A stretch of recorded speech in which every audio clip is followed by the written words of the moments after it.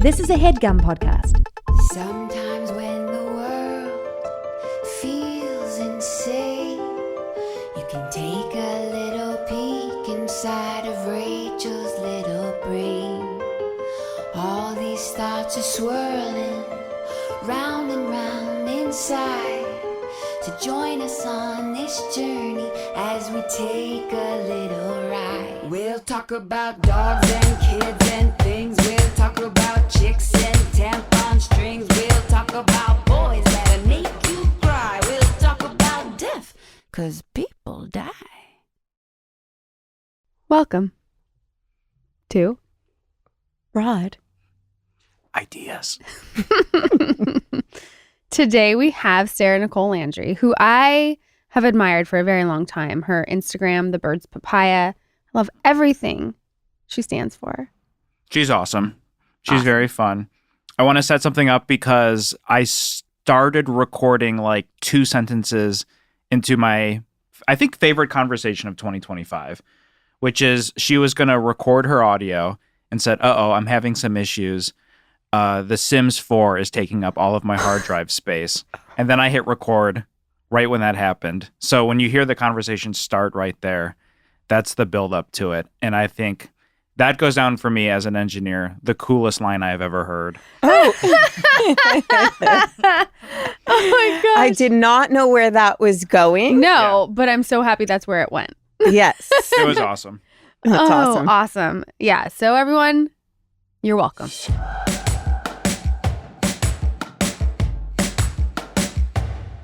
Oh my gosh. Sims is like, you basically create a little world and you have a sim.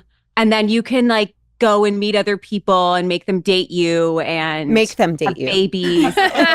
Oh, trust me. Some of them completely rejected. Like I currently have a husband who is abstinent from me. And so I'm now pursuing other interests. And you can be so chaotic in this game. Like some people will get their Sims to like swim in the pools and then they like take the ladders away. Cause I don't know, like it can be so weird in there. But currently I went on there to be like, it would be fun, like to play Sims again. I used to play this as a teenager. It's so fun. You like build these little worlds and do this whole thing. And then I picked it back up again. And I was like, this is such a nice like downtime escape, like from having 4 kids and a house to take care of. Now I have 2 children and another one on the way. And I'm constantly taking care of another house. I don't know why I thought this was a great escape for me. I've just created another reality that I'm responsible for. That is hilarious. Oh The my worst. God. Wait, The we're worst. already recording. Are we already I just started, yep. recording? Okay, good. Yep. Because this is very important. Yep. Yeah. I can't believe you've never played Sims. It's Never. like, it's But so like, fun. okay, here's my question, because you're like exploring other relationships, whatever. Does your husband get jealous?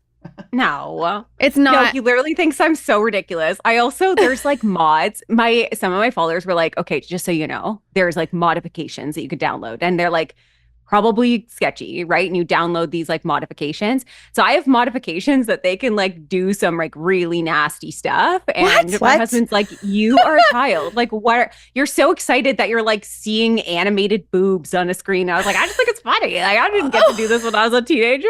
Oh Yeah, my so- God.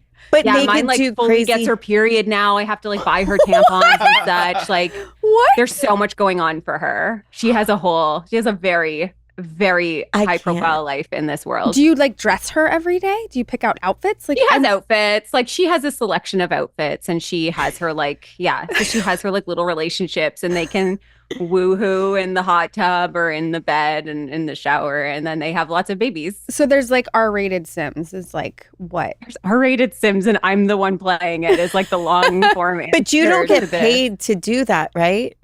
No, I should be getting You paid. should be getting Or paid to DM do me. that. Yeah, I should be working for you. No, I 100. genuinely just for fun. You remember those like different games where you could like build roller coasters and stuff? Yeah. This was like the most No. domesticated version of that. Got it. Where it was like just building your house, you go to work every day, genuinely is regular life, just in Sims. That sounds awful. No, I was like, that I'm like, sounds that great. sounds like more It's a lot of fun. things to do. That's what it's turning into. At first, I was like, this is so great because I've learned about myself that unless I have something that is actually using both my hands and my brain, I will find other things to occupy with. And it often ends up being like my phone or work. Yeah. And I needed something that was like separate from that. So like during COVID, I was like Animal Crossing every day. Like I Right. played all of these different games.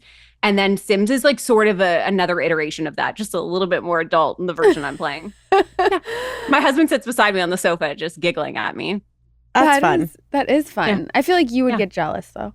If Jealous? If Jeff he was like playing it. simming with other girls in the hot tub, is that what it's called? simming. Woohooing. Yeah. Oh, yeah. woohoo. no, I don't want him woohooing. See? Yeah. I don't why want I him asked. woohooing. Yeah, I think this is where I am a little bit jaded because I don't even like having dreams that my husband's with somebody else. Never. So I can't imagine. But I'm also just like, I'm not the Sim. Like she's a different person. I'm just wielding her life, if that makes sense. Like she is not I. Right, but what She if is a different name? what if he was into like virtual reality and then it's like sexy time virtual reality and he's like, I am not the Sim. Slippery slope. Slippery slope, right? Slippery slope. Yeah. This is an intervention now. Yeah. We need to talk to you. Yeah. This Your is why husband we're has here. contacted us. Oh my gosh. Yeah, Sims. It's a good Yeah, time. Sims. Yeah, it's a good time. Well, anyway, I'm dying. I'm also very curious now. But I just have admired you so much for so long. Just everything, you put out there and stand for. And like you said, you're running this family. You got 4 kids, your husband, Yeah. all of it. And I just think Yeah. you're amazing. And I'm just so happy Thanks. that you're here to talk to us. I'm a big fan, so it's like I didn't even know you knew who I was, so that's very cool. Oh my God, yeah, of course. I love that you are exploring the topics that you are here. I think it's like so important. I love podcasting. I feel like it's such a art form for everybody involved because it's again one of these rare spaces that we genuinely put our phones down and talk to each other and like meaningful conversations and level up in life by or learning from each other. I think there's so much there. So yeah, just happy to be here, guys. Just happy to be here. Well, thanks. The level up, we've been talking a lot about leveling up the past couple days. So it's funny that you just used that term. Yeah, Just interesting. in life and Kismet. people and relationships and whatnot. But anyway, And Sims. and And getting to the next level. leveling up. and Sims. Leveling up. It's all related. It's all It is. related. Well, tell us about how it all started for you because your journey's been really pretty revolutionary on social media. And Yeah. we've gotten to see where you came from and where you are today. But just talk to us a little bit about how that all came to be. Yeah, so I'm like a OG blogger. I was married to my ex-husband and him and I moved to a city about 6 hours away from all my core family and supports. And I had just given birth to my second daughter and I felt so isolated and alone. And blogs were starting at that time. And I was like, oh my gosh, there's other people who are like being moms and like doing stuff and doing crafts and have like a life outside of this, even while you're at home.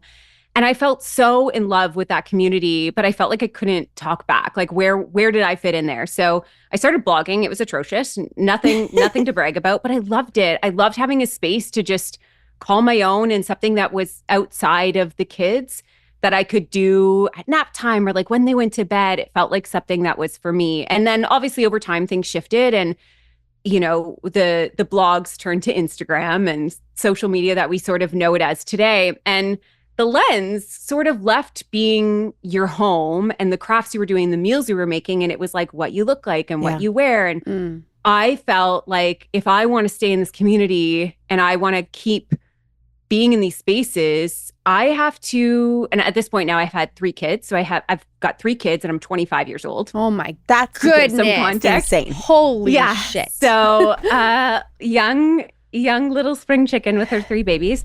And I was like, you know what? Like now I'm 3 times postpartum. I felt so terrible about my body. I always had, like since I was about 12 years old, I developed early.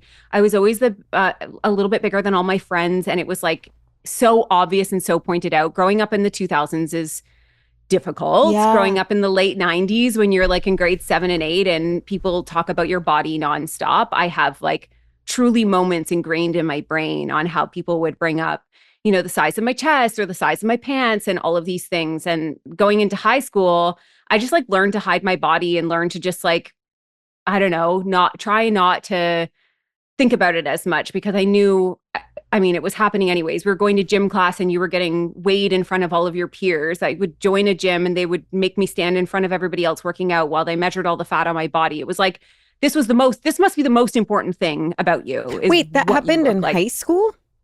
Oh gosh, yeah. Like this is the 2000s. Like that's was nuts. Yeah. So I remember stepping on like these are how you know like it's almost like trauma, like small T traumas, because I remember so much about these moments. I remembered all of my friends going and stepping on the scale in gym class and me going on it like last and knowing that I was the heaviest of the group. So I grew up like that. I grew up going to the mall with my friends and never being able to buy clothes with them. There was not, teen sections for girls that were above a size 12. And so I was constantly buying accessories, scarves, things like that. And so flash forward, I've now had 3 kids. I am like a size 18, 20. And I'm like, okay, the answer to all of this is I need to lose weight. Like I need to commit to this and I need to lose weight.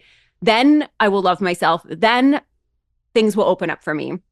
And I'd at this point been blogging for probably like 8 years or something. So I was like really craving just making it in this world. And so I went on this weight loss journey and people loved me for it. And I lost 100 pounds. Wow. And the secret of it was that I felt worse about myself than I ever had before, because now I'm on this track of people love you because you look a certain way. And I couldn't forget the way I was treated all of those years before. I couldn't forget what it was like to not be able to shop with my friends. It was like the most isolating experience in the world, and also did not solve any of the body image issues I had. I just felt, I don't know, like almost more ashamed. And I just started like photoshopping more and like doing everything I could to like feel like I was now fitting into this like fitness and weight loss world. And then I went through a divorce. So after 11 years of marriage and a 13-year relationship that I'd been in since I was 17, I walked away and I moved in with my parents at 30 years old with my 3 kids and decided to just press the reset button. And those couple weeks at first, I couldn't even function, let alone eat properly. And I lost more weight. And I remember my biggest light bulb moment was running into somebody and they were like, oh my gosh, like, congratulations, like, you look amazing. And all I could think about was, I haven't had a morsel of food for 2 weeks. I'm going through divorce and I'm shaking constantly and nobody knows what I'm going through. And all you see and all you're celebrating is what my body looks like. So now I'm really like, I need to get better. There were some other like health issues that were starting to pop up, which is always so interesting when people like throw the health card at me now. I'm always like, interesting. Never were worried about me when I was a size 0, but yes, sure. Let's say that how unhealthy I am now. So I ended up going through just social media and starting cleaning it up. I had to completely do a 180 and let people know where I was at and that I was sort of tiptoeing into the door of like what self-acceptance would look like and what does that look and feel like, and can I still have hair extensions and dye my hair and wear makeup and also try and accept my body. I'd had stretch marks since I was 19, 20 years old when I got pregnant with my first daughter. I'd never seen them on anybody. So in this journey of me like tiptoeing into what does this acceptance look like, I posted a photo that somewhat showed like maybe 2 inches of my stretch marks. And I was wearing a set of underwear that I tagged, and the brand owner DM'd me and was like, would you come and model on this shoot? And I was like, no. Because I'm still so like, I mean, even if I'm posting and I'm like not editing myself and curating myself, I still like knew my angles. Like we all do. Like I knew how to look as good as possible, even while showing all these things. And so when she asked me to be on that set and she was like, we're not doing the shoot without you. She's one of my best friends now, by the way. I went to that shoot, and even the professional models had stretch marks down their thighs and had cellulite on the backs of them. And I was like, what? Like, this is so wild. So I started the day like so hyper fixated on and like little weird things.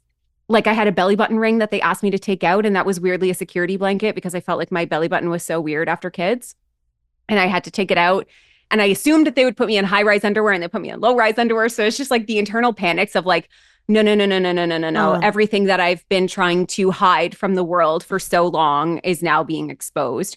but they posted the photo, not me. So they post this photo, and big life aha moment was the thousands and thousands of comments of people not even talking to me, just talking to the brand, saying like, I've never seen another person with a belly like mine or a body like mine. I didn't know they existed. And I'm on the other side of that screen going, I didn't know either. I didn't know. So here, I know. yeah. Too. So I spent so long hiding my body and feeling that. And that moment was like, there's this quote that I love, and I bring this up a lot, but it's once a secret is told, it loses its power. Mhm. And it was like that. It was like I was wearing this cloak of shame about how my body looked after kids, about all of the fact that I fluctuate in size a lot. My jean size changes good and for good reasons and for bad reasons.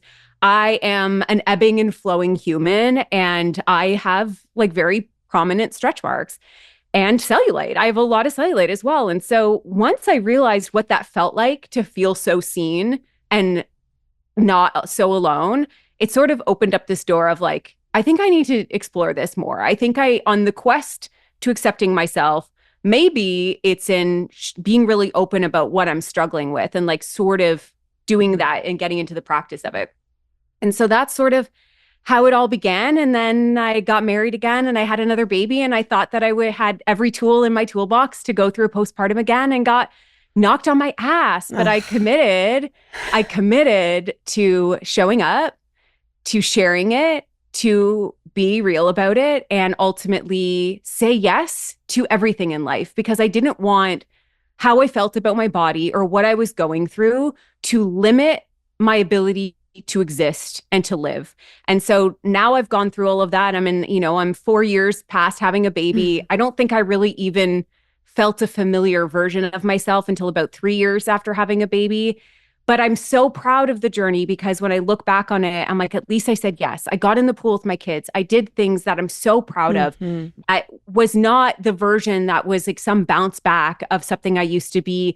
I got to actually meet the version of myself that I am, which allows me and opens the door for me to keep meeting future versions of me. And I feel, even though it knocked me on my ass, it reminded me that like what women go through when they have body change is double layered. It's not just the way we feel about ourselves. It's the way that people treat us. It's the fears that we have that are actually valid, and our collective fight against that, right? I don't want to see people experience the same things that I did as a teenager. And I don't want people to experience the same things that I felt postpartum. And so I've just tried my best to show up and talk about the uncomfortable things like divorce and body image and mental health. I mean, I've gone through it the last couple of years, and I don't want to be a perfect version. I want to just live my life, and at the risk of, I don't want to have the risk of regret. So instead of living a life of the path of least resistance, I've chosen to live a life of least regret, because I love that. Yeah. Yeah. And I think if anybody's ever gone through body image stuff, and especially if you have kids, you know, as much as I know, for anybody listening, you don't get that back. And so that has always been my motivator, is that I always cry. You don't get redos in life, but you get the keep goings. And so now I always say that my story now is like a bit of an apology letter to myself, an apology letter to my kids. Me too. To just try and keep showing up and showing them that no matter what change they go through and how their body ebbs and flows in this life, keep doing it. Do it scared. Do it imperfect. Just don't stop, and don't sideline yourself from like the one chance we have at this life, because the path of least regret is so much better than the path of least resistance. So yeah. So sorry, that was like very long. No, we're just crying. God. No, yeah, you brought us. Oh my God. Oh, thanks, Kevin. He brought us Kleenex. Kevin. Can you send some to Canada?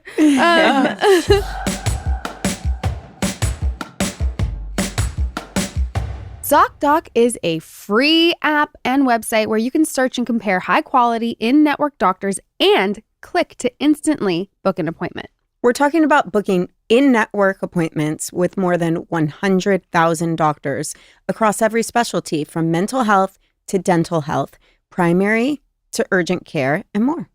You can filter for doctors who take your insurance, are located nearby, are a good fit for any medical need you may have, and are highly rated by verified patients.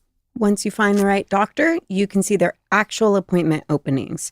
Choose a time slot that works for you and click to instantly book a visit. Appointments made through Zocdoc also happen fast, typically within just 24 to 72 hours of booking. You can even score same-day appointments. It's really amazing. I had a friend go through this experience. Yeah. And she was so happy with it that she was joyous at the fact that she could get the doctor she wants and see the schedule and book it when she wanted. Well, of course, it's so relatable because sometimes it takes months to get in, but not with Zocdoc. Stop putting off those doctor appointments and go to Zocdoc.com/ideas to find and instantly book a top-rated doctor today. That's ZocDoc.com/ideas, Zocdoc.com/ideas. Kevin, who Hi. doesn't love good things in life? Do you? I think as I get older, I'm appreciating little things more too. We're growing up, I was just like, whatever, who cares? And I'm like, oh no, I like little things that they make a big difference. So Yeah, it's definitely when me. it comes to luxury, right? I like Yes. a little luxury, but I like to also afford it. Yeah. And when I discovered Quince, like literally it's my go-to. I'm obsessed with the Mongolian cashmere sweaters. Yeah. They start at $50. It's washable silk, tops, dresses, organic cotton sweaters. I mean, it's all so well made for a Yeah. price that's affordable. It's nuts. I wear, for the audio listeners, I'm modeling my olive green sweats that I'm wearing. They're so comfortable. I wear them all the time. And the jacket I wore for a recording yesterday, both from Quince. I got a few things from Quince, and they're like immediately went into regular rotation in a way that I was like, oh, this is great. Best part, all Quince items are priced 50 to 80% less than similar brands. Absolutely. And by partnering directly with top factories, Quince cuts out the cost of the middleman and passes the saving to us. Very nice. And Quince only works with factories that use safe, ethical, and responsible manufacturing practices and premium fabrics and finishes. I love that. That means a lot to me. It is a bummer when you find something where you're like, oh, this is super affordable. And then you do a little bit of research and it's like, oh, this is not. It's a scam. Yeah, I feel bad for buying this, where this, does not feel that way at all. No, it doesn't. And I legitimately live in my two-piece cashmere sweat suit. Oh, it's not a sweatsuit. I live in my two-piece cashmere set. Obsessed with. Get so many compliments. Nice. All the time.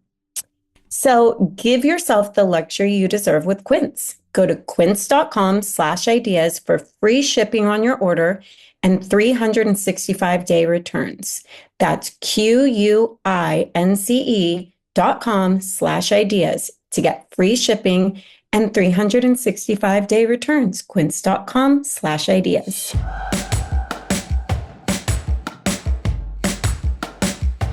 Honestly, I just have to tell you how beautiful it is to hear everything and witness everything. And especially in this fucking day and age when everything is filtered or it's all about image. A lot of the most famous people out there, famous women, are like, I'm going to tweak everything and make me look completely perfect. Erase the cellulite, erase everything. And what message is it sending to our young girls? I'm raising a daughter, and just hearing all this is making me so emotional because the world we live in is so fucked. Yeah. And it's hard watching them go through it. I think that's the secondary grief is when you watch them go through things too, right? But then I think this next generation is special. I really think that they have a lot going for them that we maybe never had. I've got daughters who are about to be 17 and 19. I have a Wow. son who is almost Crazy. 15, and then I have Crazy. a 4-year-old little girl. Oh, And I've watched them do what I never could.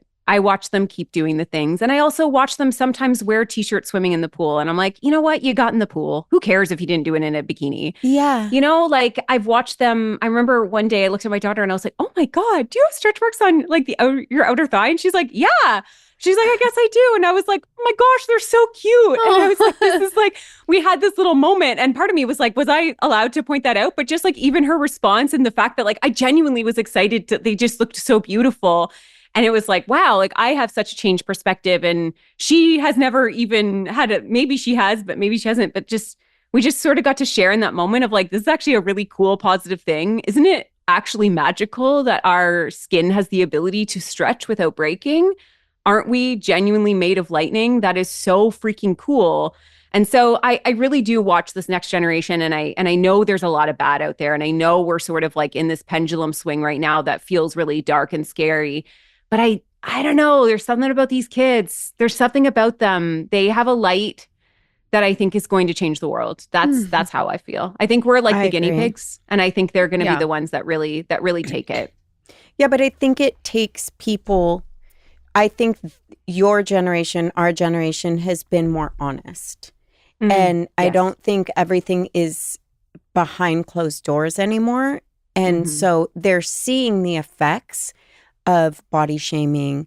They're seeing the effects of mental illness. They're seeing these things firsthand and seeing people come through it and be honest about it.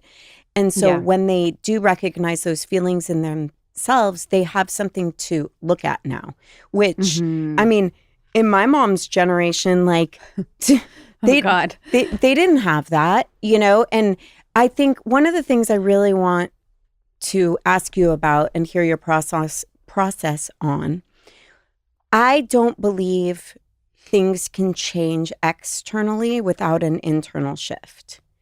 I don't think it's possible.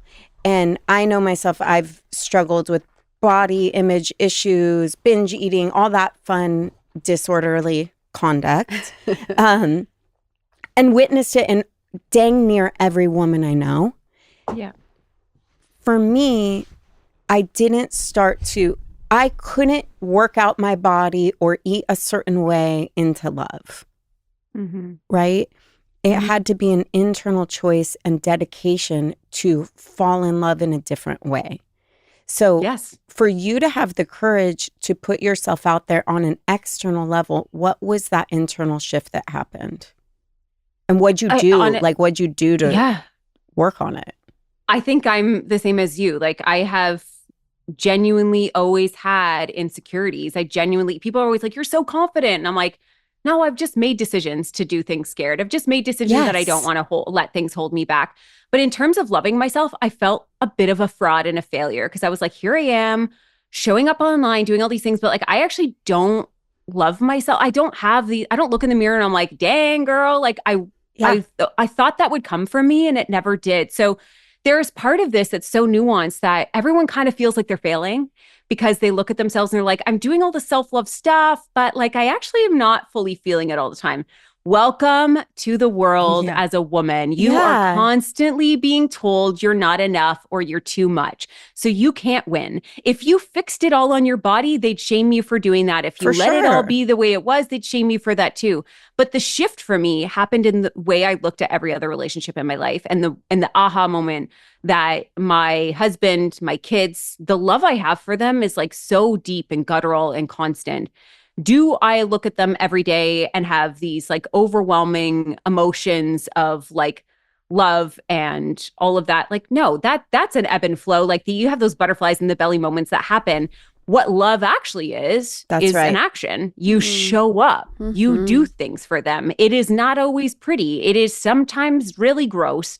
It is like, I saw this like really funny TikTok the other day that someone was like, I remember when I used to get butterflies when he'd send me a text message and now I'm scrubbing his poop off the toilet. And I was like, real, but that is also real love. And so if that's what we know to be true about every relationship we have as a parent, as a sibling, as a daughter, as a partner, as a friend, you know that love is not just looking at them and feeling love. You know that love is a relationship and love is like showing up and doing things for that person.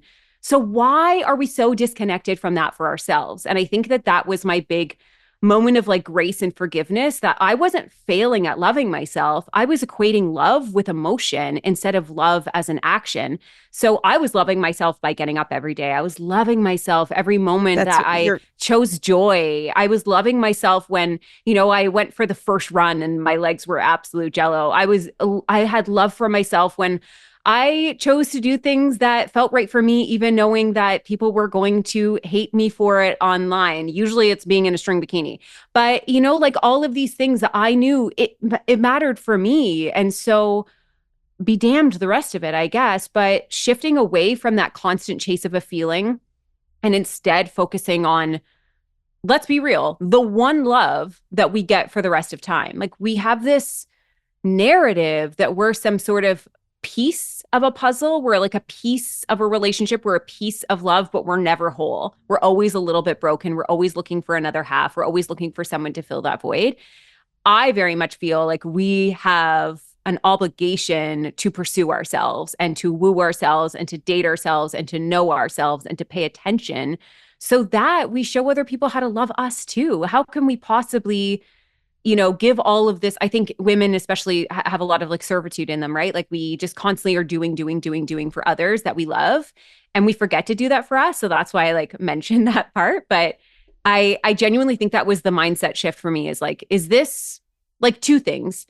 I love my kids and I don't have all of those emotional butterfly feelings for them every moment of the day, but I show up for them. I'm doing everything I can to give them a great life and to be there for them and to be that person. And what I want for them different than what I'm doing for myself. And I've had to teach my older daughters about this when they're like going through different things and like struggling to like stand up for themselves or advocate or seek secondary support. Like when you think about your little sister, what would you think that she should choose? And it's funny how they always will answer in a much more, I would want XYZ for them, but they can't do it for themselves. Yeah. And I feel like we have such a block that we would do so much for other people and we don't always give that back to ourselves. So, but for me, it really was detaching the emotional thing. There are going to be moments that you look in the mirror and you feel fire and you have so much of like that natural confidence that comes with that feeling. But that feeling is not love. That is like just a blip in the love journey as it is in every other relationship. So you're not failing at loving yourself. You're working on showing up in action and loving yourself. And that's where the internal change will come from. Because right now we're seeing people shrinking their bodies like through many different means. And there's nothing wrong with that. But it is a collective. I think we can all see it. But so many of them are still going to have the exact same conclusion I did, which is going all the way down to this dream goal of a weight and a size, only to still be left with all of the same feelings and all of the same insecurities because an external thing did not fix the internal stuff, right? And I think that that's where but if I'm being honest, that's what's marketed. Look at before and after photos, which I very much participated in for a long time. They're always kind of a sad starter, and then they're like this really happy after. Glow up. Yeah. What happens after the after photo is basically what I've been sort of unpacking for the last like 7-8 years of my life. It's just been like, there's a lot that happens after those after photos. Big time. Yeah. I mean, it's so unbelievable, and just hearing you like how you're raising, you have 3 girls, 1 boy. Yeah. I want to know because, a lot of this is female related, all this, like, not to say men don't go through the body image stuff, but how does your son kind of like show up in all this? And like, is there any conversations with him or have you seen anything raising a male, with all of this? I try and just still involve him in the same conversations. I mean, I think my kids it's kind of funny because they probably wouldn't come to me as much. They're like, oh, she's going to go off on stuff, right? She's her little about rant. to pop off. Yeah.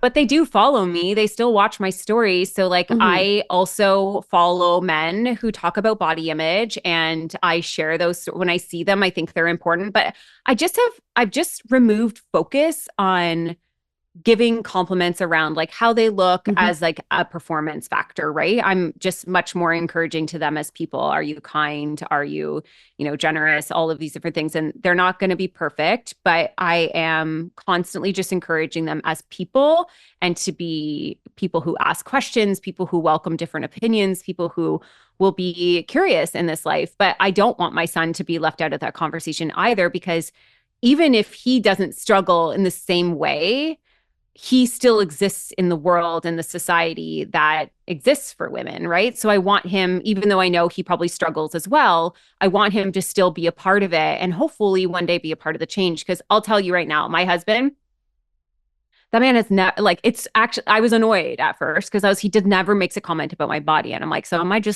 just never going to say anything? And then I realized a couple years into the relationship how much that meant, especially after I had a baby, because I didn't feel like I had somehow lost his affection or his love or his compliments or anything. Like he will sometimes, and I don't know if he does this intentionally or not, but he'll compliment me when I'm like genuinely just in sweats and no makeup and like my hair is just, and he'll be like, God, you look gorgeous. And I'll be like, you know what? I just spent an hour and a half on like a whole look yesterday and you said nothing. And now you say it. And he's just like, that's just the truth. I just think you're beautiful. Yeah. So it's interesting, even the role a partner can play in helping somebody love themselves and the mutual benefit of both of you. And the fact that it opens up intimacy and love and sex in different ways when she feels loved regardless of the ebb and flow of her body, the same way that we have shown up for men. Men are celebrated for their dad bods and women are ostracized for them, right? Or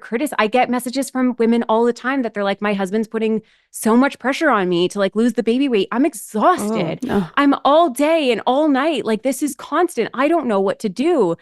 And it's like, are they even thinking about the secondary factor of, are they just going to criticize her without being like, let me take the baby for a couple hours and you do something for you? Right. Like, why don't you go and take some time? Like, I don't know that they're putting the full thing together. So I do think that it's important to involve all parties in conversations and evaluating the way that we grew up, the society we're in, the way that we language things. I have caught them making body image comments about people before. And I'm like, no. Trust me, you don't want to put that out there because you don't want to receive that back. Like, don't comment on somebody losing weight. Don't comment on somebody gaining weight. Like we don't do that. But I had to work really hard to reverse that because I was actively losing weight in front of them. And one day my daughter, she was maybe 9, and she was like, people only love you because you lost weight. She's the middle child, so she's always a little sassy. And she's like, people only love you because you lost weight. And I was like, whoa.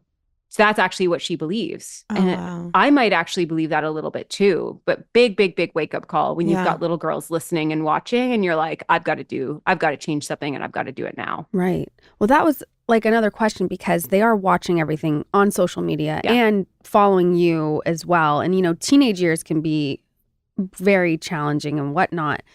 Was there ever any like embarrassment on their part? You know what I mean? Like as a teen, you know what I'm saying? Because like teenage, we're witnessing a lot of that now. And we've all been teenagers, so we know. Yeah, I know. No, they call me cringe all the time, and it's a badge of honor, to be honest, badge of honor.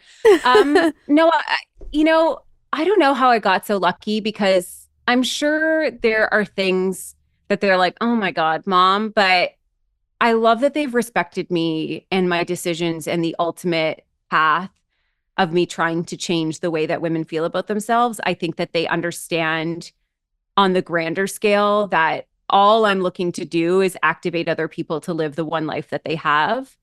And if that, I honestly have never heard negative things from them except for they sometimes say that I do a voice. And I was like, what is the voice? And they're like, you have an Instagram voice. I was like, I don't. This is how I talk. No, they will call, like, you can never get a big head with teenagers around. No. I'll tell you that much. Yeah. But they're so deeply supportive and their friends are so awesome. I mean, my son hasn't had social media for that long. My girls, I mean, I think I let them have it at like 13 or 14. They don't really post, but they are obviously there and watching and consuming. And so we just, I honestly I'm really, really, really fortunate that they have been so supportive that even if there are moments that they're like, oh my gosh, that's like embarrassing, that they don't ever make that's my responsibility to fix. Change. But I will never actively do anything to embarrass them, and I let them have full choice on like what they're in or not and things like that. But yeah, I genuinely think I got pretty dang lucky. And also maybe it's because it's been like if I've been blogging since my second daughter was 4 months old. Right. So it's their life. We're going back almost 17 years. They don't really know it all that different. Right. And I also it's very sweet. They get to like watch when people like come up to us in real life and hear the firsthand stories of, there was a woman on a plane once and she goes, "You're the only reason I packed a swimsuit. This is the first vacation I've had since having kids. And like, I actually packed a swimsuit." And my son was sitting right next to me hearing that. So I was like, I think they also just get it, right? Yeah. There's a part of them that gets it, that even if it's cringe, they're like, the bigger picture is more important. That's my hope, at least. That's amazing. Yeah. I was leaving this morning and my 9-year-old boy was in the bathroom with me and he looks at me and goes, "Why do you wear lipstick?" And I said, "I don't know. I like it." And he goes, "It's 100% unnecessary." And I was like, you know what? But it's a choice. I said, love "You're that." right. It is completely unnecessary." I said, "But it's fun for me and I enjoy it." Yeah. And he goes, Yeah. "Okay, well then why don't you wear it anywhere else but your lips?" Oh, such a good question, though. I was He's like- probably so confused. Yeah. He was like, "If you're going to decorate your face like that, like go for it." You know? Put that on your eyes. Lock in, Mom. Yeah, I thought it was so funny. But I want to circle back to one thing that you said that I think is the key and the most important thing when it comes to self-love. I think by and large, the industry has had it wrong, where it's the self-love or self-help or self-care, all of these things that are meant to feel good. And love is messy. And if everybody were to like close their eyes and think about the people that they love the most in the world, right? And you think about them, you think about their body, the way they smell, the way they feel, the sound of their laugh, all of that, you wouldn't ever be like, "But if only grandma's thighs had a gap in the middle," right? Yeah. Never, ever, Yeah. fucking ever would you do that to the people you love. You would be like, "Grandma's thighs are perfect, damn it." Right? And that's the kind of internal relationship, at least I personally strive for, is to sit with the parts that are messy and feel unlovable and say, "It's okay. It's okay." Love, it doesn't have to feel good. Most of my loving relationships, the harder I've loved someone, the more pain it's caused. It's the risk we take. That's right. So we need to be able and available to go through that pain with ourselves and say, "And I still love you." And you don't have to have a thigh gap for that. Right. But the way people, view themselves and make it mean that they're lovable or not, and their value and their worth, and the way they treat other people are two totally different things. And it's missed the mark. It has, and it's distracted us away from what's the most important. And I think that is by design. Very different topic, but let's be real. Women are existing with like a constant hum in their brains and a constant distraction of like, what does your body look like and how everybody else perceives it. But I think you hit the nail on the head. And I got a little emotional there because I thought about my own grandmother and my grandmother who was like insecure about her body, but she had like, I was having a day where I was like sort of insecure about the fact that like, your arms like have the jiggle, the bat wing that they all call it. And, Bingo. And my grandmother had the softest arms. Yes. I would give anything, anything to feel those arms. So how dare I look at my own and treat them with anything but respect for what they are and what they mean to other people. Because you're right, if you close your eyes and you think about the top 5 reasons you love somebody, does their body even land on the list? No. Like they can have the best body in the world. They might be an asshole. Like you don't have to, that's not love. Nope. That's just descriptors of a person. And guess what? If you attach your love to a descriptor, that descriptor is changing. None of us are staying the same. None of us are going to look the same way in a year from now. We are all marching towards the same conclusion. If we're and lucky. It matters what we do in the middle. It matters what we do in the middle. And it matters how and if we're so distracted by trying to be this version that we feel is the most lovable, we are missing the mark. Because when I think of my grandma, all I think is of love. I don't think about her body in any other way of like, that was the softest, most beautiful comfort I've ever felt. Same. And I wish she knew that, because she probably hated her body. She probably had the same thing happening in her head where she thought about how she wore clothes and if they covered up her arms. And we never got to really tell her. Like, I don't know that I ever would have thought to, but like, that's the deep reminder that we all have to hold to ourselves, is like, regardless of what you look like and regardless of what like personal goals you might have, you might want to like have ripped abs and like big muscles. That is so cool, but don't lose the point. Like, those are all just external descriptors and things, but don't lose the plot, and don't lose the opportunity to love people and to love yourself, because like, we really only get one shot at this. And I say that repeatedly because I think we're really freaked out about what's happening day by day. And we forget that like life is happening and it's our responsibility to make the decision to step into it or not. And I feel that because I really sidelined myself from a lot of things because of the way I felt about my body. Like I said, and when I'm the most scared, what I will often do for myself is, okay, you know what? I don't feel good about myself. I don't know why I'm here. I don't know what is given me this opportunity or this permission or whatever it is that I'm stepping out to do. But my God, when I'm 80, this is going to be a stellar story, even if I fall, even if it sucks, even if people laugh. This is a good dang story. And somehow that breaks me out of like everything that could happen in the right now, and it being and that constant seeking of perfection. Like, yes, it would be amazing to walk out in a bikini and have people just cheer for you. Probably not reality, but no. When you're 80 and you get to pull out those photos and be like, look what I did. This was me. This was my life. This is like all the cool stuff I tried and did. Dang, like I want to show up for her, even if right now I don't feel like I can show up for myself. There's part of me that wants to both. I saw this poem the other day. It's like showing up for yourself is like showing up for the 8-year-old version of yourself and the 80-year-old version of yourself.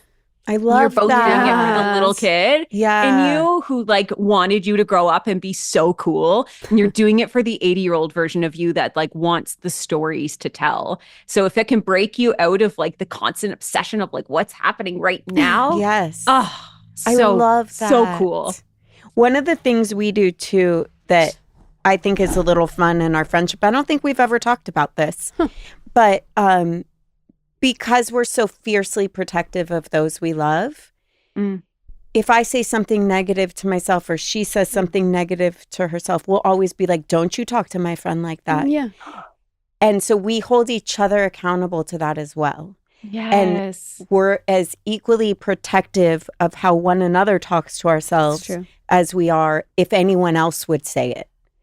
And it's kind of a cool, sweet thing to be like, oh, I'm not allowed to like be mean to myself in front of her. She's gonna, you know what I mean? Like she's gonna think about how your kids respond to that, and the kids witnessing that, teaching them like, hey, you don't get to talk to my kid that way. You don't get to bully her.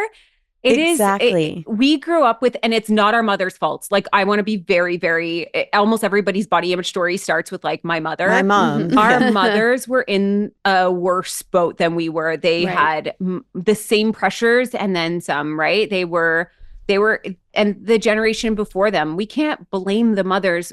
Their actions were probably a result of the pressures that they were under and the fears that they had for us growing up in those things too. I know my own mom is like, is any of this my fault? And I was like, you love all of it. Me no matter what. Like you, all of it. No, my mom struggled with her body image, and I watched her struggle her whole life too. Right.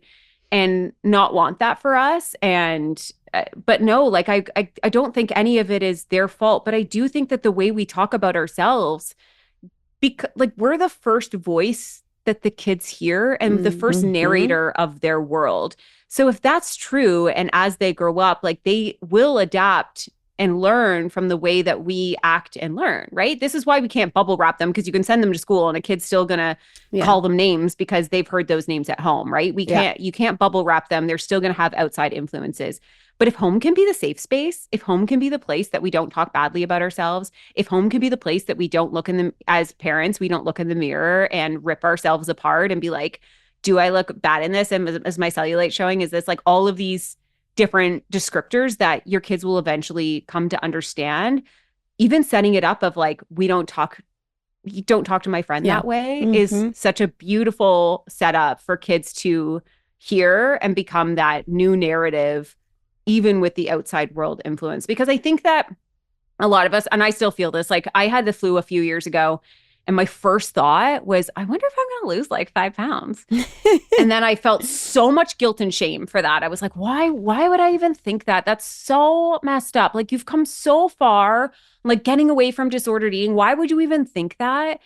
But then the second thought is the one that is like you. The first one is the one that I think is like conditioned. And I think the second thought is the one that matters. The second one was the one that identified that was pretty messed up. Right. And that we should really be focused on getting better and not focused on if we're going to lose 5 pounds. You can't judge yourself for the first can't thought. judge yourself. Yeah, you can't. We all do it. Conditioned. Yeah. Yes. Absolutely conditioned. And speaking of conditioned, just reminds me more like of our mothers, speaking of that generation, like how conditioned. My mom still like won't leave the house without makeup on. You know what I mean? Yeah. Like it's just programmed in them, or like if she's not. My mom doesn't leave the house. She's ready for a daytime Emmy. I mean, you get there at 9 a.m. It is like she's got it dialed in. 100%. 100%. We always joke. Her mom, like Patricia, she will like the vanities. Yeah, she's like, you're growing up, but Mom, do I need to lose weight? 5 pounds. 100%. Oh my God. Oh yeah. That's what she grew up with, right? That's like still that's her narrative. Like that's what, like I was doing research at one point, and I can't remember what it was, but like the generation where they literally taught women that you were supposed to like make sure you looked a certain way and the house was tidy before the man came home. Oh my God. Like that was duty as a partner. Like, could you imagine us today? Like the second I get home, everything's off and I'm in sweats and makeup's gone. Like I have had to actually, like, to your point, Rachel, like I have had to learn to wear makeup out, like not wearing makeup outside the house. Like I had to get into the practice of like doing that, and because it felt so foreign and like wrong. And now I'm like, I could wear it and I could not. And I'm like actually genuinely okay with either or. Yeah. I sometimes find that I'm like a little bit more set up. Like I feel like there's a little bit more intention. I love, like somebody once said, it's like a face hug when you're like having moments with yourself in the mirror in the morning. It can be really beautiful.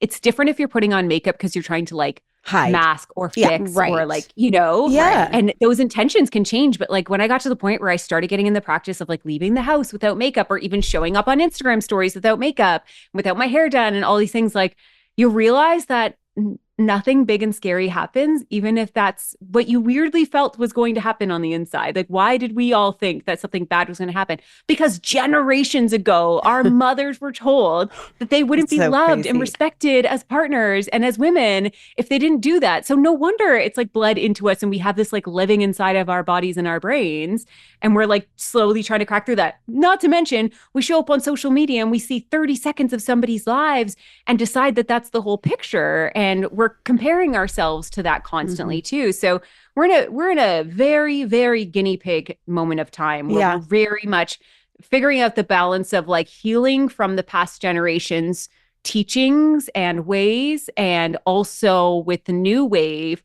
of just a very curated version of what life is online, and trying to find ourselves in the middle of that, and ultimately figure out what our legacy is. Like, I wrote this whole piece the other day of like, we spend our whole lives so focused on our bodies, and that's the thing that gets left behind that doesn't matter. It's the wild one thing that like, it's literally just disintegrates. But the way you treat people, the way you love people, what you do in your work and your job, and like how, like those are the things that you leave behind. Yet we spend our whole lives focusing on what our body looked like. And that's the one thing we don't that's like We don't it's even left take it. behind. Yeah. It's you don't take it, but it's also like it's not your legacy. Your body is No. not your legacy. It No. never will be. No. You will be buried or you'll be cremated or whatever, but like that is not what people will hold of you. Right. They might hold your ashes, but they're not like, oh, her body. She had like such a tiny waist. I'm holding all this. No. No, they're not. No. They're not gonna say that. No, They don't they're not. care. They're They want not. it. They care so much more about like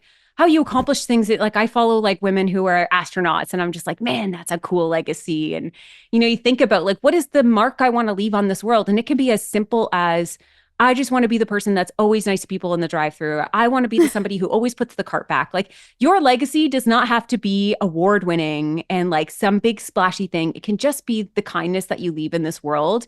There was a man in our town, and he was always alone, but he was always very sweet. And he ended up passing away. And I saw the whole community like come together and put all of these things that they knew was like his favorite candy, his favorite pop, Aww. like putting flowers down. This is a man who lived his life alone, but his impact was there. Like his impact was in his kindness and the fact that like people passing by felt that. So like, what did his body matter? What he did and who he was mattered. And I think, again, this is like where we kind of lose the plot so often. And I don't think it's our fault. No. Well, no, it's You're not. also but in Canada. yeah, it's not our fault, but we do have the information now. Yeah. Right. And the Yeah. way I look at it is I'm trying to eat healthier foods and stuff. I want to keep this vehicle well, Yes. energetic, thriving, Yes. awake. Your brain I want functioning. Yes, I want to remember. I want Mhm. to do this as long as I can for my Mhm. children. Yeah. Mhm. And I want to be the best version of myself. And if I treat myself poorly, whether it's how I talk to myself, what I eat, not working out, Mhm. like all of Mhm. those things are going to lend to fatigue, to Yes. all of these, dis-ease, stress in the body. So it's kind of like reshaping, like, what is the why? Yeah. What is the why? Is it because you want to look a certain way, or is it because you want to feel a certain way and you want that Yeah. kind of, enthusiasm for life that Yeah. caring for yourself gives you? I was like I was up from like 2 to 4 last night because sometimes I'll fall asleep with my daughter and then I'm fucked. And so Yeah. my mind at those hours goes so dark. Like Yeah. it's all the worst Same. things. It's all the anxieties. Last night I was focused on if I'm going to have dementia and if I'm going to have to leave my daughter earlier than my body. And this Oh, was what God. I know. Oh, Ray. I know. But my brain lately, I worry because No, I know. It's forgetful. Forgetful. It's weird, right? It's a I'm getting mom that thing. too. Scary. It's so scary. Like I lost my phone 3 times getting out of the house to go to Shepard's birthday. Yeah. I lost it. I found it and lost it 3. I was an hour later than I wanted to leave because I kept losing my phone. And I'm like, what can I do to help my brain? Because Yeah. all it is for me though is not leaving my daughter early. Like I don't care about Yeah. anything else. Yeah. I want to be healthy and present Yep. and watch her grow up. Control the controllable, right? Like Right. as much as you can. And I think what's interesting is like we focus a lot on, or we see a lot of people focusing on like working out to burn calories or eating as minimal as possible and restricting. I'll be honest, my brain function at the height of my disordered eating was so bad. Like I was not, I don't think I was a very happy person outwardly because my brain wasn't even being fueled. About a year and a half ago, I was diagnosed with PMDD, which is like a very extreme PMS, causes like suicidal ideations every month. And I had at the same time started training for a 10K. And it was undeniable, the connection between what that cardio was doing while training for this 10K and what it was doing for my mental health. And I do believe that we can have second chances at things. I had a very disordered relationship with exercise for a long time. And now I have one with a very different approach. Yeah. And it's the same way as like I was married before and it didn't work out. And it felt like, is marriage just not for me? No, like maybe we were just doing it wrong. And now I'm in one Yeah. that I'm so grateful that I tried again. And I actually went back to the same gym that I used to work out at obsessively. And I went back with a healthier mindset about it of like, this is so good for my brain. Yeah. And now like I just turned 40 and like there's a lot of focus on like how your bones can deteriorate over time. And I'm like, okay, we got to shift into doing more weights because I want my bones to be supported so I can continue to show up. And if I want to live the life of like saying yes to as many things as possible, I better be prepared for that. So I want to be prepared for that. Right. And so I do think like shifting, I think what happens for a lot of people in the bumpy part of the ride is they're like, okay, I've had this disordered relationship with something, therefore I shouldn't be interacting with it. We don't realize that there's actually like different ways to approach different things. Like it's called not walking all the dragon. it's not one thing. It is so many things. And so for a while, I had to put Post-it notes on the front of the, Peloton and stuff that said where the calorie tracker was. And now I can see it and I'm just like, whatever. Like I'm not thinking about it. It's not an obsessive behavior, but it was for a very long time for me. I knew the calories in every food. I knew the calories that I was burning through every exercise. And it was like a constant math equation I was doing. And now I'm like, I just want to make sure that I'm getting like my mental health supported every day. This is my survival tool. This is how I'm going to stay on this earth. And I need to make sure I'm doing my therapy. I need to make sure I'm eating foods that, nourish both my brain and my body so that I can do the exercise to keep my brain functioning, to stay alive, so that I can be a mother. And to your point, be here for them as long as I can in the controllable way that I can. There are so many people who are going to be limited to that in different ways and iterations, and health that can happen along the way, and things that will pause you and stop you at certain times as well. But when you have the chance, trying to just like, that's love. Like, is that not the ultimate love language? Is just, how can I show up for you today? And you just, everyone's path is going to be so different too. Like I could tell everybody how I love myself and it's not going to be the same way that you love yourself. We're all going to have different paths to that. Yeah. 100%. That's what it feels like, after just talking about all this stuff. And it's an active practice, like you've been saying, and it's a lot of work. But I feel like that's what life is. That's what love is. And that's what being a mom is. I mean, these people. Oh, boy. These people. And you have 4 of them. You have 4 people. I know. I sometimes wake up and I'm like, I'm literally 13 years old. What are you talking about? Like, I know, right?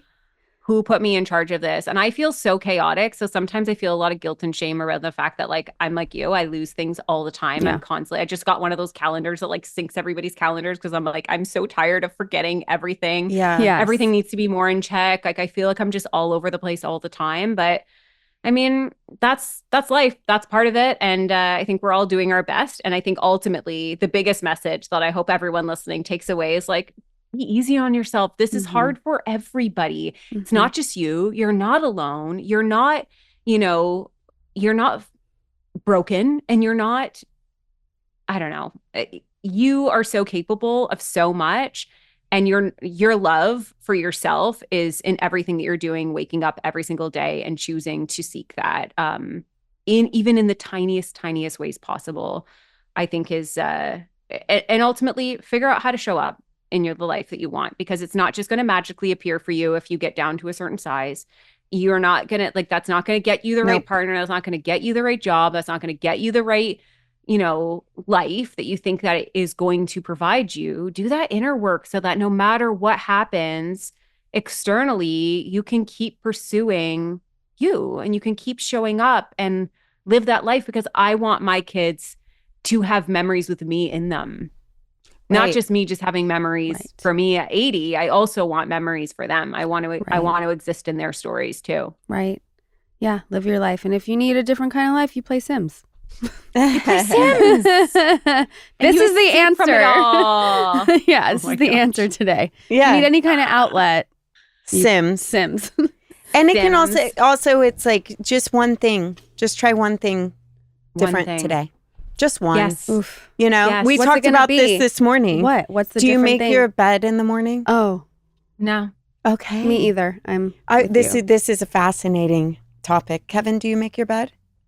50-50. 50-50. Yeah. I don't even know what that means. I thought there was like, you make your bed or you don't. Clear, like you're either the person that has to make their bed before they leave the house. Some days I do. Depends on what's going on. I make it before getting back into it. Oh, you do? Like we reset the bed before we get back in. Like we have to fix Even all if it's at bedtime? Like at bedtime, getting into bed is like You when we reset fix it. the sheets. I see. Yeah, like that's when we fix it. I don't fix it in the Interesting. morning. I'm usually like, my daughter comes in to our room in the morning and like bounces all over the bed while I'm getting ready, and then we're out the door. So like Yeah. it would be a whole another step that who cares? Like, but for some people, I it's do, like such a mental psychotically. thing. You Yeah. need to know. Yeah, You it's need to her. have it done because it's giving you peace. We're Peace. very different people. Yeah. Isn't that beautiful? Yeah, Like, it's amazing. I was told that when I first got sober, and my sponsor was like, the only thing I ask of you is to make your bed every day. Mhm. And I was like, what the hell is Wow. that going to do? The rest of my room was a mess. She's like, just make the bed. And I've done it every day since for 14 years. And I will Wow. say, it's that small contrary action that ended up changing my life. Do you do it in a hotel? Yes. Absolutely. You make the bed even though housekeeping is going to come and make the bed. I'll dial it up a little bit because I feel really good like getting ready in a peaceful environment. It sets my day Mhm. up for Okay. success. If I feel things are that. wonky, I feel a little wonky. Okay. Yeah. It's like a thing. Yeah, no, I know. That's like me. If I wear sweatpants, that's my chill out mode. If I Right. want to be productive, I have to put on jeans. I don't know why that is the way it is. But if I want those windows washed, I got to wear jeans that day. It doesn't make sense. I get But it. it's I get it how my too. mind works, and it's how I activate and get things done. And it Yeah. only has to make sense to you. It doesn't have to make sense to anybody else. Totally. Absolutely. I did incorporate sweatpants yesterday in my like going out outfit and incorporated it. And I was like, I'm trying to normalize business sweats. Yeah. Yeah. You know, business sweats are I liked it. cool. Listen, like it's a thing. You know, for me in life, it's just about being comfortable, whatever that is. It can mean anything. You come to a point. You come to a point where you're like, nothing else matters. Just Is my wanna be bra comfy. comfortable? Is my underwear comfortable? 100%. Is my pants comfortable? Like, 100%. yeah, like forget it. Yeah, you just and don't you love that though? Part of aging is like actually giving less fucks about all of these other things. And you're Absolutely. just Yeah. like, I just want to be comfortable and Yeah. I just want to live that life. It's Yeah. so Yeah. beautiful. 40s are great. beautiful. Welcome to 40, by the Yeah. way. Ah, thanks. I'm very excited about it. I'm so nervous. I think because the 30s were so special to me that I like had a hard Aw. time closing that. Letting I mean, I go, did yeah. so much like that. Those were like the biggest life changes that I took, and the biggest steps I took for myself were in my 30s. And I think when it like inched up on 40, I was like, oh my God, I have to say goodbye to like this decade that like changed my life. I was Yeah. so emotional about it. But then everyone's like, oh, you're going to love 40. Mhm. 40 is when you give less fucks. And I was like, oh, get me 40. Yeah. Get me to 40. And, you know, I think this is what's so cool too, is like also watching people aging. And I think we're getting a lot better at like people's careers. I mean, Demi Moore, just with like her beautiful Mhm. speech of like feeling like she was done. And now she's like, I don't know, just looking up to women. I had a mentor when I was younger that was like a woman who was like 10 years older than me.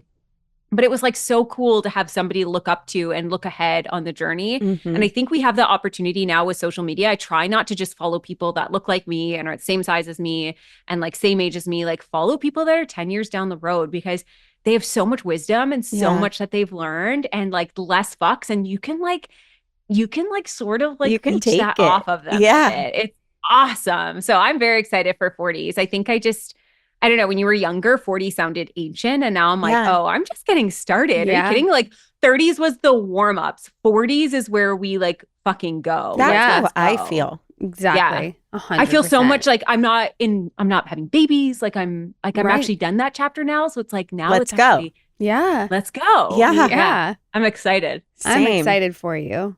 We're a Thanks. little ahead of you, so it's great. But this has been amazing. You are so incredible.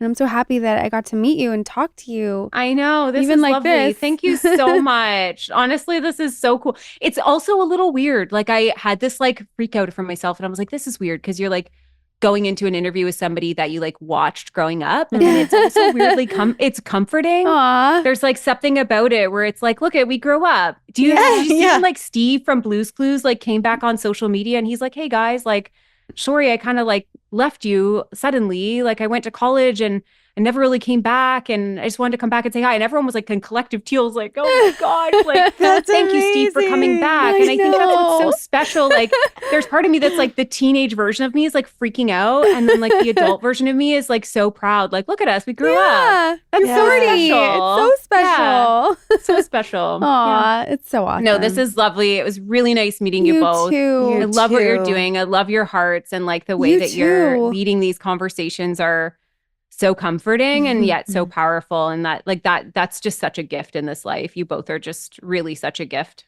Oh my God. You are just unbelievable.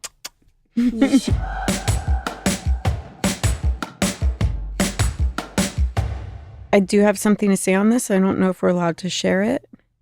It's kind of personal information. I don't know if it's like confidential. Okay. So if it is, you can edit it out. But Sarah's Sims character, she did end up DMing Rachel and I that it got crabs. Oh my gosh. She did. We got after the interview, we opened it up and she DM'd us and she was like, you guys, in case you're wondering, my Sims character has crabs. Yeah. Anything is possible in those games. I had no idea. Yeah, and I played that game as a kid and I don't remember any sort of STDs being spread in with my Sims characters, but I guess I wasn't playing it. Maybe I was playing it right then.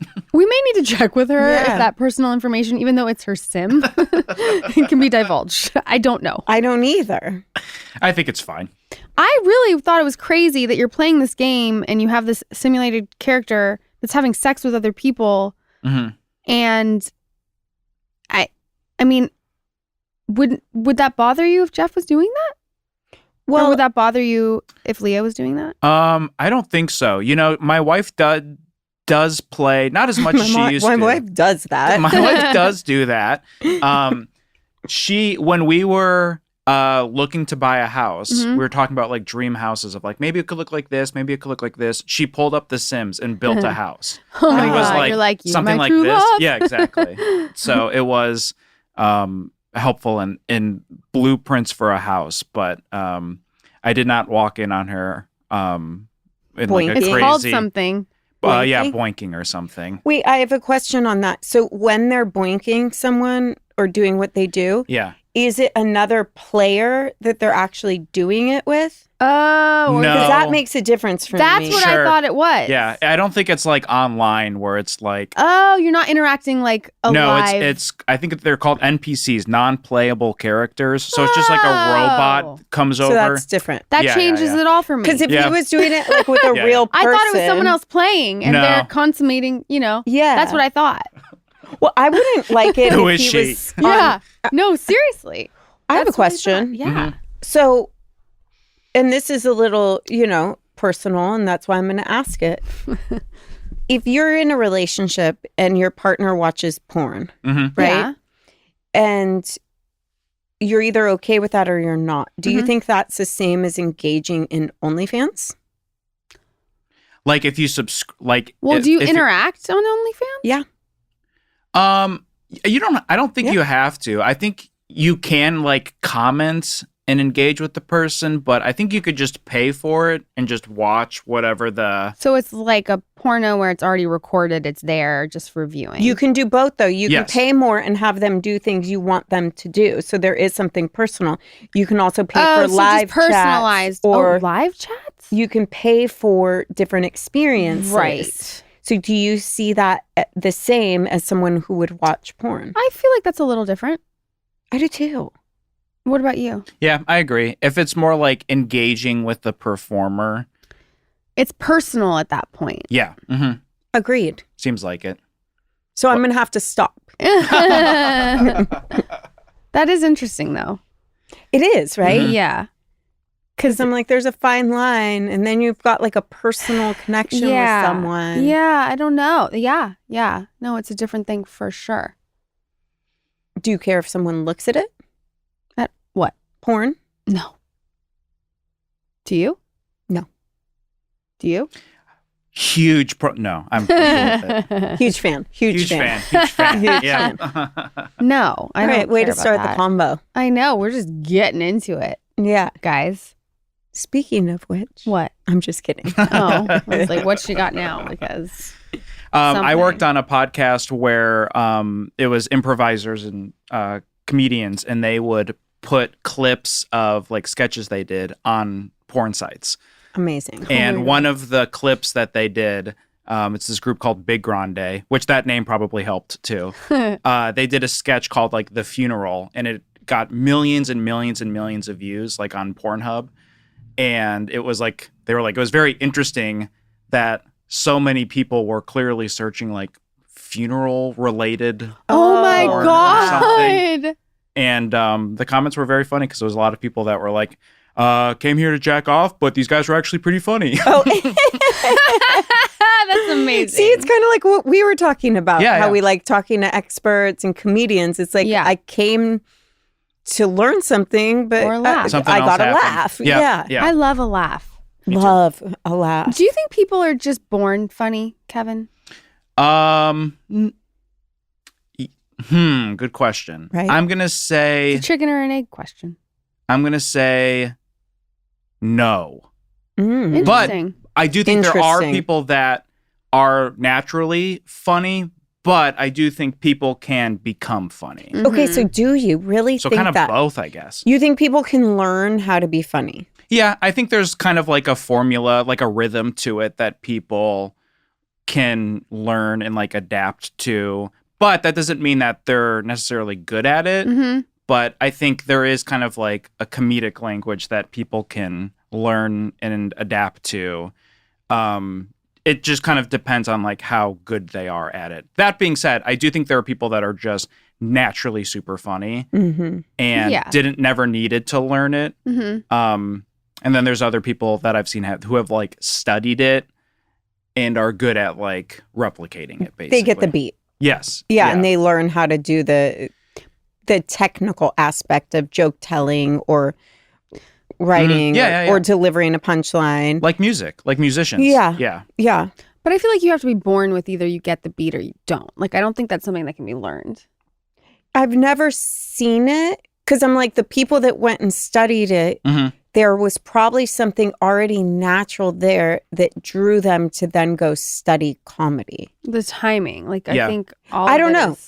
Maybe not. Like, I think my kids are funny. Yeah. And I don't think I'm just saying that because I'm a Elliot parent. gets the joke. Like, there's, he they gets get the a funny. certain beat where I'm like, that's funny. Yeah. Yeah. But that's not taught. No.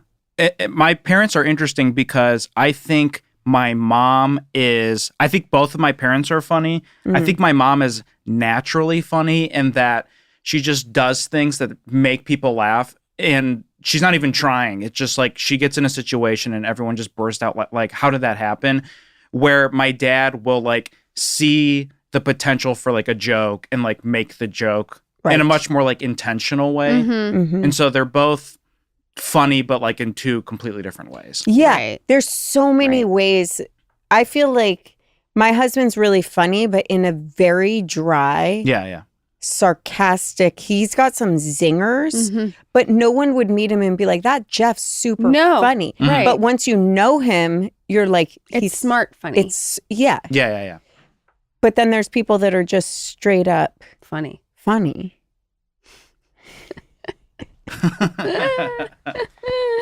No, I agree. And then there's the chuckle fuckers, right? A chuckle That's my fucker? Sims character. Bobby Lee, did he teach us about the chuckle fuckers? I forget. You know my brain. I don't People remember. that have sex with people because they're funny. What? Oh, Yeah, it's yeah, actually in the name. Yeah, it's Yeah, a chuckle fucker. Chuckle fucker. Yeah. I Yeah. did not know that was. I know Starfucker. Did not know chuckle. You did. We had a whole conversation about it. Well, that explains It was a a lot. while ago. I do believe it was Bobby Lee that taught us that. I mean, I believe it. Yeah. Do you Yeah. think that there's a group for every kind of thing? A starfucker, a chuckle fucker. Yes. Is there a contractor fucker? You know what I mean? Like, yeah. Shit, he knows how to throw down a hammer. I mean, no, I'm serious though. Like every genre, Yeah. you think there's a fan base? I like that. I like that each niche has a group that's like like, that. fuck, that's so attractive. No, I'm serious. Yeah. Like X-ray technician. Mm-hmm. Like the most So, random. there's- Like, I know, I'm just throwing out the most. Like, is there porn for each one of those categories? They do have a lot of categories. Ooh, there's funeral fuckers. Yes. Yeah. Right? So there's got to be Wait, X-ray technician Wait, funeral fuckers. fuckers. Sure. Can we take? Can we take that sounds bad. Sounds real bad. Why? Like a corpse. Yeah. No. Not that kind of funeral fucker. No. Well, then what kind? The other kind, At Rachel. They just go to funerals, like pick up people, like a wedding crasher, but it's a funeral people crasher. do that. A funeral crasher. Yeah, they pray on the morning. That is like a thing for sure. Oh my god, it's so dark. It sounds And less smart. Yes, it does sound kind of dark. I feel like they need consoling. I think there's a phrase for it called, and I understand this because when I watch a movie and someone does something very impressive, I'm like hooked. Like I was watching the show called Day of the Jackal with Eddie Redmayne, and he like assembles a sniper, and it's just like he's very meticulous. And the phrase is called competency porn, and it's being like fixated or impressed with something, and it doesn't even matter what it is. It kind of related to our conversation with Ashlyn. Yeah. It's the fact that they do it with like such detail that you're like I think I hooked. have that. Yeah, I think I do too. I do think I do too. 100%. But I think that's what can make like a movie or something interesting is I think people have that where when you watch someone do something like very impressive or like with very detail oriented, as a viewer, you're like, oh, that's awesome. I do think that's so true. And I think it's transferable into any area. So it's like what draws you to a person. It could be like whatever they excel in gets you. Yeah. It doesn't matter what it is. It's just that they are committed to that and they have mastered whatever it is that's a turn on. Love it. Yeah. Yeah, right? Seriously. It's just like how we always talk, like if someone is, success can be measured in so many ways. Right. But just like if someone's like a baller at whatever they do, that is. What if it's porn? Well. What if it is? Well, I mean, like, and you're with this person? Or you just in general, like, you're like, that's dope. What I call it, that's competent. There are some competent porn stars out there. I'm sure there are. Competent. I like that, though. What is it called again? Competency porn. Yeah. I've never heard that before. Yeah. I now see it in like shows and movies when I see something that's like, oh, they assembled this, car or something like that. I get kind of like transfixed on it of like, why did I like that so much? And it's like, oh, they're just really good at doing a specific Oh my thing. God. No, it just makes so much sense because And I'm sure it goes back to the kind of caveman brain of like, I feel like this person is going to contribute to the tribe and keep us safe in some way. Yeah. You know? Yeah. Yeah, it makes sense. I'm trying to think of like things that I've seen that are like done so competently and you're like, fuck yeah. Let's think about it. I know. I'm trying to. We love this. It's our favorite. I know. This is my like greatest fear. We're all like fuck up making a meal for my wife and then try to like reiterate like, but I am good at editing podcasts. Like, there's my. I know. What am I competent at? What? I don't know. Snacks. You excel. I excel at snacks. I do. I mean, beyond. In Girl Scouts, are like, everyone write down when we first joined, my daughter, everyone write down your skill that you can maybe help provide for the Girl Scouts, the girls. And I said, snacks. You do. That's all I got. That's the only thing I have to offer. Yeah, but even here's a way you're incredibly competent. Okay. Let me think about it. No, I'm just kidding. Like, for instance, today I was like, what am I going to do with the TV and the couch? Like, you are really good at I don't know if that's what? Competent, but sure. Of course it is. Okay. Because I get stumped. I'm like, I don't know. I don't know what to buy. I don't know where to put it. I don't know if I should do it. And you're like, shopper is what she's saying. You are. Yeah. I think there's like social skill stuff too that like my wife is really a really good conversationalist. I almost view that as like a competency 100%. where it is. That's her. It definitely is. Yeah. And so that's where it gets interesting too, where there's these kind of like non-tangible, like ephemeral ones of like, oh, this person's really good at like taking a tense situation and then making everyone feel like better. Mm-hmm. So things like that are kind of fascinating too, where it's not just like, oh, I can reshingle the roof. It's like, I'm really good with diffusing a awkward situation or something. Right. It's really interesting to think of it like that. If you were thinking about like, okay, in your apocalypse team, Yeah. right? And you were going to go back to those primitive villages where each person really showed up Yeah. in their strengths. Yeah. Like, what would those be for you? I'd be picked last. they would pick animals. I thought you were starting to say I'd be pickling. I thought you were going to say I'd be pickleball king of Chicago. Mine would be the pickleball dude. That'd be amazing, by the way. Definitely necessary. Yeah. No, what would you would be what? I feel like I would I'd be like a counselor. Yeah, 100%. Yeah. That's a good one. I'd be snacks. You would. I Yeah. know. I would You'd really be meals, you know? with some snacks. Yeah.